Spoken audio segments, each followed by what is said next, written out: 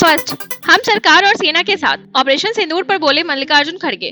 भारतीय सेना ने ऑपरेशन सिंदूर के तहत पाकिस्तान और पीओके में एयर स्ट्राइक कर 9 आतंकी ठिकानों को ध्वस्त कर पहलगाम हमले का बदला लिया। कांग्रेस अध्यक्ष मल्लिकार्जुन खड़गे ने इस कार्रवाई का समर्थन करते हुए कहा कि पार्टी सेना और सरकार के साथ है। उन्होंने सेना की बहादुरी पर गर्व जताया। सेकंड, ऑपरेशन सिंदूर, भारतीय सेना का करारा जवाब, आतंकियों के ठिकाने तबाह। पहलगाम हमले में 26 निर्दोष लोगों की हत्या का बदला लेते हुए भारतीय सेना ने ऑपरेशन सिंदूर के तहत पाकिस्तान और पीओके में आतंकियों के कई ठिकानों को नेस्तनाबूद कर दिया। इस कार्रवाई में दर्जनों आतंकी मारे गए। सैन्य विशेषज्ञ लेफ्टिनेंट जनरल KGS ढिल्लों ने चेतावनी दी कि पाकिस्तान की अगली गलती पर भारत का जवाब 10 गुना अधिक प्रचंड होगा। महिलाओं के जरिए पाकिस्तान और आतंकियों को भारत का करारा संदेश। जम्मू कश्मीर के पहलगाम हमले में 26 पर्यटकों की हत्या के बाद भारत ने पाकिस्तान और पीओके में आतंकियों के ठिकानों पर हमले किए। इन हमलों के बाद भारत ने 2 महिला अधिकारियों कर्नल सोफिया कुरैशी और विंग कमांडर व्योमिका सिंह को मीडिया में जानकारी देने के लिए आगे किया। यह कदम आतंकियों को एक मजबूत संदेश था, जिन्होंने पहलगाम हमले में महिलाओं से कहा था कि मोदी को बताना।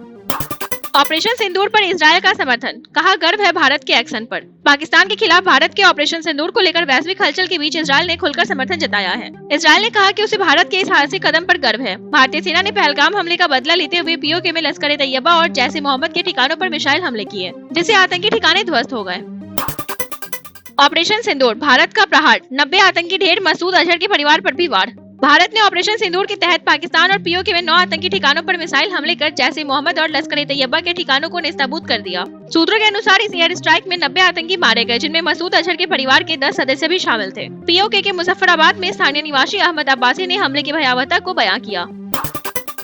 ऑपरेशन सिंदूर पर चर्चा के लिए सर्वदलीय बैठक कल। मोदी सरकार ने पहलगाम हमले के जवाब में शुरू किए गए ऑपरेशन सिंदूर पर चर्चा के लिए 8 मई को सुबह 11 बजे संसद भवन में सर्वदलीय बैठक बुलाई है। केंद्रीय मंत्री किरेन रिजिजू ने बताया कि बैठक संसद पुस्तकालय भवन के समिति कक्ष G74 में आयोजित होगी, जिसमें विपक्षी दलों को ऑपरेशन के विवरण और आगे की रणनीति से अवगत कराया जाएगा।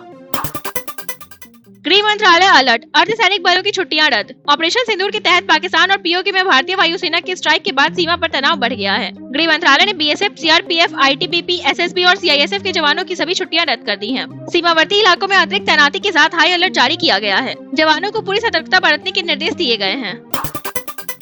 ऑपरेशन सिंदूर में मसूद अजहर का पूरा परिवार खत्म, पत्नी बेटा सहित 10 की मौत। भारतीय सेना की स्ट्राइक में पाकिस्तान के बहावलपुर स्थित जैश-ए मोहम्मद के अड्डे मरकज सुभान अल्लाह पर मसूद अजहर की पत्नी, बेटा, बड़ी बहन और परिवार के 10 सदस्य मारे गए। रिपोर्टर्स के मुताबिक मरने वालों में उसकी बड़ी बहन बहनोई मौलाना कासिफ का परिवार, मौलाना अब्दुल रफ की बड़ी बेटी और पोते भी शामिल हैं। इस बड़े नुकसान से मसूद अजहर गहरे सदमे में है।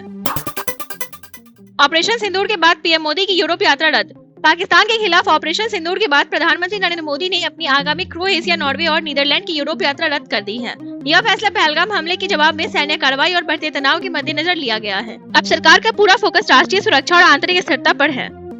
ऑपरेशन सिंदूर के बाद पीएम मोदी से मिलने को पहुंचे अमित शाह, राजनाथ भी पहुंचे। पहलगाम हमले का बदला लेने के लिए भारतीय सेना ने ऑपरेशन सिंदूर लॉन्च कर पाकिस्तान में 9 आतंकी ठिकानों को ध्वस्त कर दिया। प्रधानमंत्री नरेंद्र मोदी से मिलने के लिए गृह मंत्री अमित शाह और रक्षा मंत्री राजनाथ सिंह पहुंचे।